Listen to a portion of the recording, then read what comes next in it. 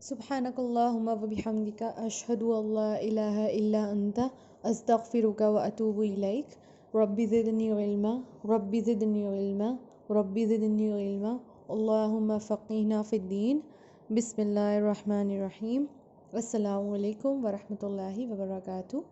Last module میں ہم نے یہ جانا کہ کیسے مکی لوگ جو تھے وہ آپ صلی اللہ علیہ وسلم کو مکے میں آنے سے روکتے تھے، تو ایسے لوگوں پر اللہ تعالیٰ نے اپنی ذلت بھیجی ہے، اپنی لعنت بھیجی ہے، اور پھر اللہ تعالیٰ نے آپ صلی اللہ علیہ وسلم کی تسلی کے لیے ان کو یہ بات بتا دی ہے کہ جدھر بھی رک کریں وہ وہاں پر اللہ تعالیٰ کو پائیں گے، چاہے ان کا جو قبلہ ہے وہ بیت المقدس ہو یا کعبہ شریف ہو۔ اور ابھی اس چیز کے بارے میں ان کو پریشان ہونے کی کوئی ضرورت نہیں ہے۔ اور اس کے علاوہ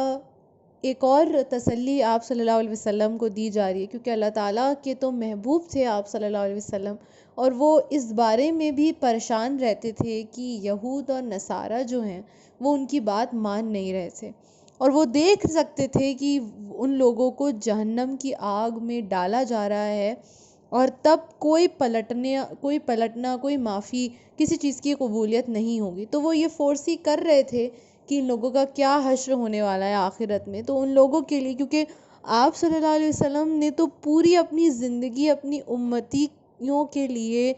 رو کے گڑ گڑا کے ان کی بخشش یہ دعاؤں میں ہی کاٹی ہے،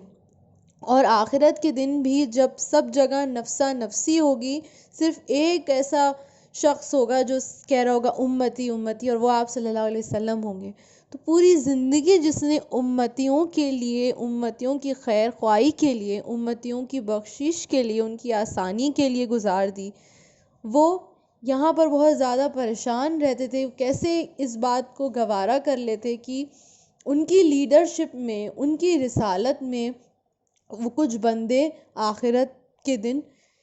رسوا ہو جائیں۔ تو وہ اس بارے میں بہت زیادہ پریشان رہتے تھے، اور پھر اللہ تعالیٰ نے ان کو تسلی دی۔ اللہ تعالیٰ فرماتا ہے اِنَّا أَرْسَلْنَاكَ بِالْحَقِّ بَشِيرًا وَنَذِيرًا، تو ہم نے آپ کو اس دنیا میں بھیجا ہے حق کے ساتھ، کیونکہ کوئی بھی ایسی چیز آپ صلی اللہ علیہ وسلم دوسروں کو نہیں بتاتے تھے جو کہ اللہ تعالیٰ کی طرف سے وحی کے فارم میں ان کے پاس نہ آئی ہو، تو حق کے ساتھ آئے ہیں، اور کیا بشارت لے کر آئے ہیں، کس کے لیے؟ صالحین لوگوں کے لیے۔ تو آپ صلی اللہ علیہ وسلم کی دو صفات ہیں کہ اللہ تعالیٰ کی وہ بشارت لے کے آئے ہیں، خوشخبری لے کر آئے ہیں، کس کے لیے؟ صالحین، سچے لوگوں کے لیے، اور انذار کس کے لیے لائے ہیں؟ مشرکین کے لیے۔ بیڈ نیوز کس کے لیے ہے؟ مشرکین کے لیے۔ تو وہ ان کا کام صرف صحیح اور غلط کو واضح طور پہ لوگوں کو بتانا ہے کہ یہ کرو گے تو یہ چیز ملے گی، یہ کرو گے تو یہ چیز ملے گی، یہ کرنے سے آخرت میں انعام ہے، یہ کرنے سے آخرت میں سزا ہے۔ تو ان کا کام بس اتنا ہے۔ وَلَا تُسْأَلُوا عَنْ أَصْحَابِ الْجَحِيمِ، جہنم والوں کے ساتھ کیا حالات، کیا معاملات ہونے والے ہیں، اس کی رسپانسبلٹی ان کے آپ صلی اللہ علیہ وسلم کی نہیں ہے۔ ان کی رسپانسبلٹی صرف چیزوں کو آگے پہنچانا تھا۔ اب عمل میں ان کے کتنا سدھار آتا ہے، وہ لوگ کتنا عمل کرتے ہیں، اور اس عمل کے حساب سے اگر ان کو جہنم ملتی ہے تو جہنم میں جانے کی جو رسپانسبلٹی ہے، جو اونس ہے، وہ آپ صلی اللہ علیہ وسلم کے اوپر نہیں آئے گا۔ تو خبر دینا آپ کی ذمہ داری تھی، یا آپ الہ نہیں تھے، داروغہ نہیں تھے، تو وہ ذمہ داری ان کی نہیں ہے۔ ہم لوگ بھی دیکھیں کہ ہم لوگ اپنے آس پاس جو بھی لوگ ہیں ان کو صرف سجیسٹ کر سکتے ہیں، ان کو دین کی دعوت دے سکتے ہیں، ان کو صحیح بات بتا سکتے ہیں، لیکن اکثر لوگ بہت زیادہ مایوس ہو جاتے ہیں جب ان کے خود کے گھر والے اگر کسی غلط کام میں مبتلا ہیں، تو ہم ان کو ایک لیول تک، ایک حد تک ان کو سمجھا سکتے ہیں، اس کے بعد جو وہ کرتے ہیں وہ پھر ہماری ذمہ داری نہیں ہے۔ اگر ہم ان کو نہیں سمجھائیں گے تو ہماری پکڑ ہے، لیکن اگر ہم نے ان کو سمجھا دیا اور وہ نہیں مان کے دے رہے تو اس میں ہماری ذمہ داری نہیں ہے، اس میں کوئی مایوس ہونے کی ضرورت نہیں ہے۔ اور پھر ان سے یہ بھی کہا گیا وَلَن تَرْضَىٰ عَنْكَ الْيَهُودُ وَلَا النَّصَارَىٰ حَتَّىٰ تَتَّبِعَ مِلَّتَهُمْ، تو یہ لوگ آپ کی بات تب تک نہیں مانیں گے، یہ لوگ آپ کو پسند، کیونکہ جب بھی ہم کبھی دین کے کام میں آگے بڑھتے ہیں نا، یا کسی بھی کام میں ان جنرل آگے بڑھتے ہیں،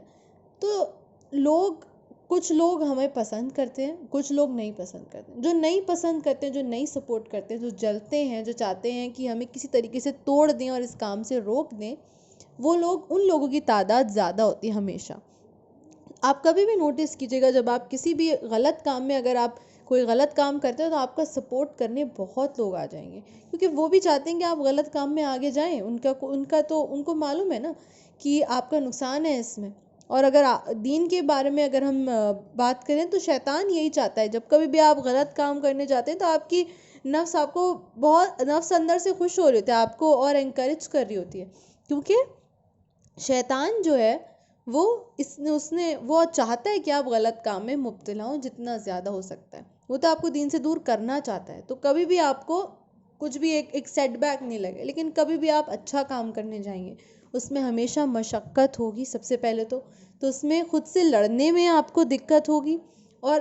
ہزار ریزنز آپ کے دماغ میں شیطان ڈال دے گا اس کو نہ کرنے کے۔ جہاں پر غلط کام کرنے کے آپ کو ہزار ریزنز دے گا، وہاں پر غلط کام نہ کرنے کے ہزار ریزنز ہوں گے۔ تو پہلے تو خود سے لڑنا ہے، خود کی نفس سے لڑنا ہے، اور اس کے بعد جب آپ امبارک کر دیے ہیں تو آپ کو نیچے گرانے والے لوگ زیادہ ہوں گے اور اوپر اٹھانے والے لوگ بہت کم ہوں گے۔ تو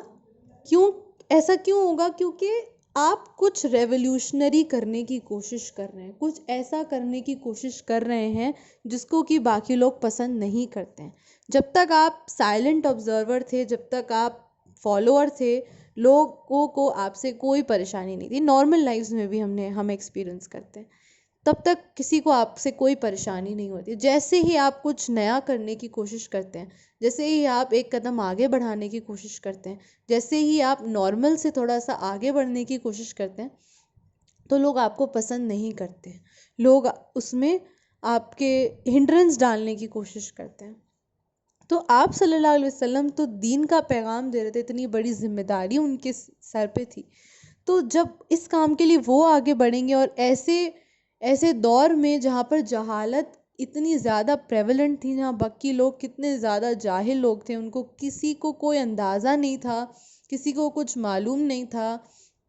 کوئی ماننے کو تیار نہیں تھا، سب اپنی الگ ایروگنس اور ایگو میں رہتے تھے، تو ان کے لیے بہت مشکل تھا لوگوں کو دین کی دعوت دینا، لوگوں کو دین میں کنورٹ کرنا۔ تو ان کو یہ بھی تسلی دی جا رہی ہے کہ آپ فکر نہ کریں، یہود اور نصارہ یہ تب تک آپ کے ساتھی نہیں بنیں گے جب تک آپ ان کے دین میں کنورٹ نہ ہو جائیں۔ یہ آپ کے ساتھ دینے والے نہیں ہیں، جب تک آپ ان کی بولی نہیں بولیں گے تب تک یہ آپ کا ساتھ نہیں دیں گے۔ تو آپ ان کی ملت میں جب تک نہیں شامل ہو جائیں گے، جب تک یہ آپ کا ساتھ نہیں دیں گے۔ اور کیوں آپ کوئی ایسا چانس ہی نہیں تھا کہ آپ صلی اللہ علیہ وسلم ان کے دین میں کنورٹ ہوں، لیکن پھر بھی کیونکہ آپ صلی اللہ علیہ وسلم کو ایک نمونہ بنا کے ہمارے سامنے پیش کیا گیا کہ کیسے زندگی کاٹنی ہے، تو یہ ہمارے لیے ایک انڈر ٹون، ہمارے لیے میسج ہے، جو لوگ اس آیت کو پڑھ رہے ہیں ان کے لیے میسج ہے کہ یہ لوگ تمہیں اپنی طرف کھینچنا چاہیں گے، لیکن اگر تم بھی ان کی طرف چاہیں، تم کتنی ہی دیندار ہو، لیکن اگر تم نے ان کی باتوں میں تم آ گئے تو تمہارے لیے بھی آخرت میں رسوائی ہے، تمہارے لیے بھی آخرت میں سزا ہے۔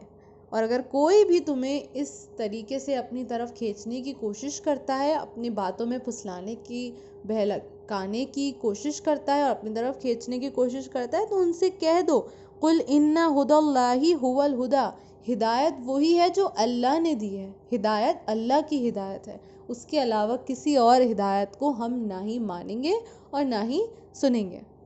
تو ایسے لوگوں سے پرہیز کرنی ہے، اور ان کو ایک just turn a deaf ear to whatever they saying. تو یہ والا ایک ایٹیٹیوڈ ہمیں بنانا ہے، کیونکہ نہ زیادہ ہمیں کسی سے جھگڑا کرنا ہے، نہ کسی سے زیادہ بحث مباحثوں میں پڑنا ہے، بس اپنا گول سیٹ رکھنا ہے، اللہ تعالیٰ کی رضا پانی ہے، ہمیں وہ گول سیٹ رکھنا ہے، اس میں سیدھے چلتے جانا ہے۔ کوئی آبسٹیکل آتا ہے تو اس کو اگنور کر کے، اس کو ختم کر کے آگے بڑھنا ہے۔ ہمارا گول سیٹ ہوگا تو انشاءاللہ تعالیٰ اللہ تعالیٰ کی رضا ہمیں سب کو انشاءاللہ تعالیٰ ملے گی، اور جینے کا صحیح طریقہ اللہ تعالیٰ ہمیں ہدایت عطا کرے گا، اور ہماری زندگی اور آخرت دونوں کو کامیاب کرے گا۔ وآخر دعوانا ان الحمد للہ رب العالمین. السلام علیکم ورحمۃ اللہ وبرکاتہ. جزاک اللہ خیرا کثیرا.